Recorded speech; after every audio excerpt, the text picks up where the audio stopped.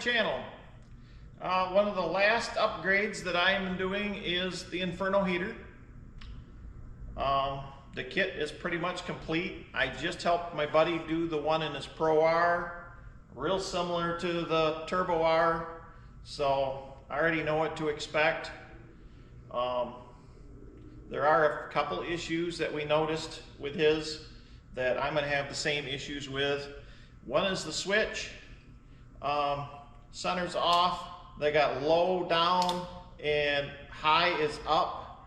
The rocker is too wide this way for the RZRs. They sit down in a pocket, and low doesn't work because the switch overhangs the base. So, and this one doesn't look like it overhangs as the one he had, so maybe I'll be all right. But the switch they gave him for his Pro R, low does not work. Not a big deal. I don't think you'll notice the blower running that hard. When you need the heat, you need the heat. So I guess we're going to find that one out, because these switches do not come back out of the dash very easy. So if you haven't and you're interested in a heater system, a complete kit gets you the heater core with a fan. It is a 2-speed. All your clamps, diverter valve, comes with a 90 because one of the hoses has got to come up and make a sharp bend into the heater on the inside of the cab.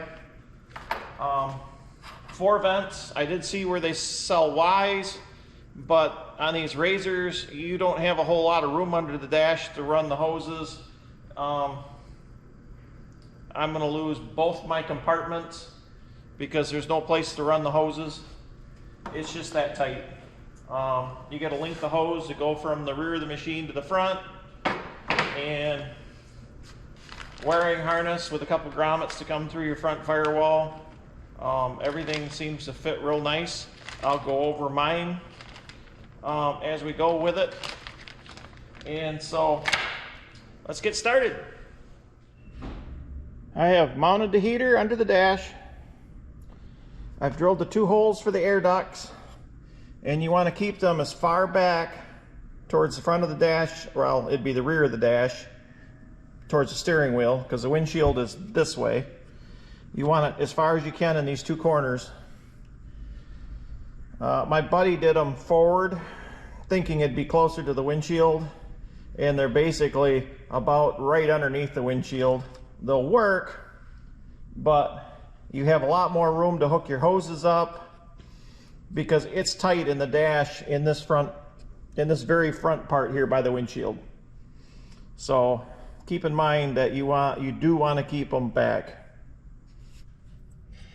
So with the dash setting in and the heater sitting in there, I put a short piece of chunk of hose on to see where to draw a line, so I can drill a hole through the firewall straight through.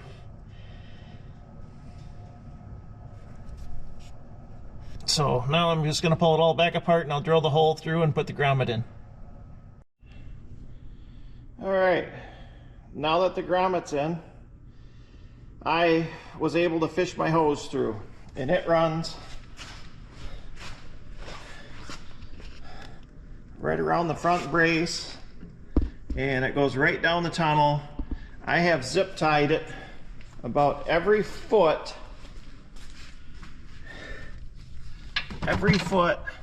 to the radiator lines. I've got some insulation that I'm going to stick between, because there's a bolt head right there. I've got a piece of insulation I'm going to put in there, and I'll probably put another zip tie to hold it tight, and that should eliminate any chafing.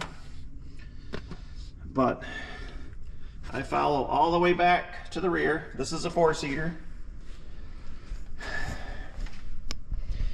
I can't believe how big of a pain in the butt this is. But we come around behind the fuel tank, below the turbo, and I don't have a good way to hold my light up here. This was, I think, the hardest part so far. This is your valve cut into the oil coolers up here, and it goes down to the water pump. And it is very difficult to get to. but should not have to be turning it on and off very often. I can reach through here and just grab it with my fingers, and it's way back here. You see my thumb, it's way in here. So you're not going to want to do it when everything's hot. There was one electrical wire, I ended up putting it to the underneath, because otherwise when it ran over top it was in front of my valve and I couldn't turn it. But talk about a pain in the butt. I will complain, the two little clamps that they give you are here on the floor. I tried these first and they're so cheap they stripped out.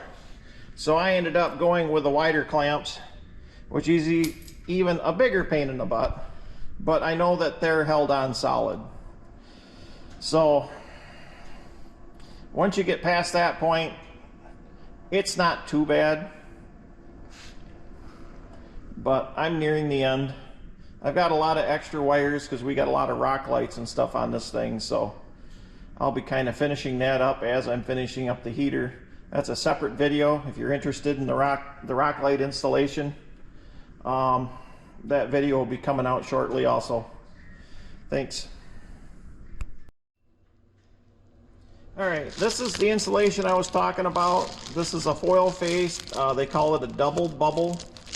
I actually have this. I'm going to put this down in the tunnel before I put the covers on. We did this in my buddy's Pro R. I think this will help out quite a lot with the air infiltration and the heat coming up from those radiator pipes. Everybody talks about the being hot. So I'm going to cut some strips and wrap it around those pipes where those bolt heads are, and then that will eliminate the direct rubbing against those bolt heads and that hose. Alright, I cut some strips of the insulation, and it's a double bubble foil film, and this is where the bolt head is behind my hose, and then I got a zip tie next to it. It grabs it pretty hard. I can go further back. I did another one back here, and I did one towards the rear. There's just several of those fasteners that I just wanted to put something between the hose and it, so it would eliminate rubbing holes.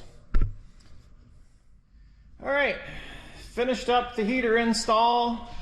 Before I put my fenders on, I ran the hoses down the outside of the fender. Lots of room on the driver's side on this 22. The passenger side, hopefully I didn't need it. I punched a bigger hole through to get it through where it needed to go, and then down the side. Must be a change in this, because these are a whole new platform for the 22s from what I am told. So I went to the outside. My buddy on his Pro R actually went to this side panel here. There's not a whole lot of room, and you got to cut the top out to bring the hose up, and it was really tight on his. So I decided to follow the instructions, and I ended up cutting that outside support. Up under the dash.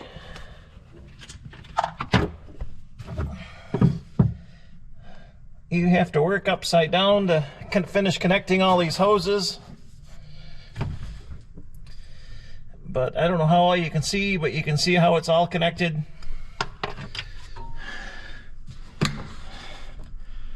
That's where the actual heater is. This is where your center bucket would be, but because of the hoses, there's no room. So there's my USB update cable. That's all of the installation. I'm in the process of burping the air out. Several run cycles of the engine to heat it up. Varying the rev slightly between 2,000 and 3,000 RPM, and it'll finally idle without overheating.